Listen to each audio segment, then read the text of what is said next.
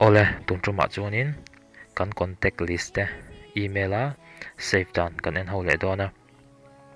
kan phone te kan lo ti bo pal theia lo che pal theia sim card te lo ti bo pal thei ta kan contact kha au yam thin em ma bo khan chuwang chuanin khang contact zong zong kha engtin nge ti bo loin kan nei rang theng ka ti chuan email kan save khanin ti khanin save that ngai lo khanin phone thar kan man po khan kan email kha kan login khan phone khan automatic in ron omme thina all sam em em a chuwang chuanin kan en ho le don ani masabera chuanin contact ai lu tanga chuanin contact ai lu nuwa khanin ta hian more te kha lo omanga more a khanin ikanga chuanin import and export te kha alo om lenga import and export te khanin select lenga chuanin sim ka tai lo save to ni chuanin sim mo ne mo sim chu mo i save na jong jok kha i select anga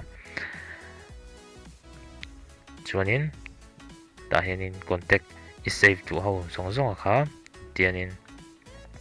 select all emo i du ho kha tin i du ho chin che kha mo i select mai don ani chuanin avai du ni chun select all khanin i click anga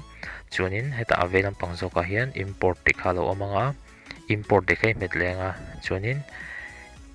contact is save du na email kha hei ta hian in pani email pani ken login awangin pani lo lang ta email khanin i select lenga email ro kha chu password po email e password ka cheng takai hre tangai don ani phone danga in login ne tur po kham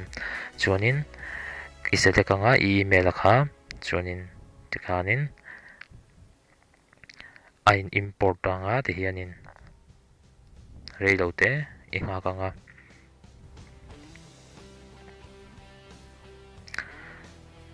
tikhanin azawa chuanin kan contact save kha kan ennon le kher du ni chuanin alut nge yam ti ian chiang du ni chuan contact a thawi lut lenga chuan more a khani lut lenga chuanin he ta chung bera display preference che khani lutanga chuanin ta hianin select tur khatam takalo amta chuanin email lan na kha tuna ka save na email kha chu hei helai an ho hi ni ta a kan en chinang an lut nge lut lo tikhanin hei select a email kan email a hianin china contact kan select ho zong zong kha chu ti hianin alut vek to tikhanin phone ilo ti bo palani mo sim ka ta lo chi ani mo phone thari le le khanin email e password i login khanin contact ho zong zong hi chu ti khanin automatic khanin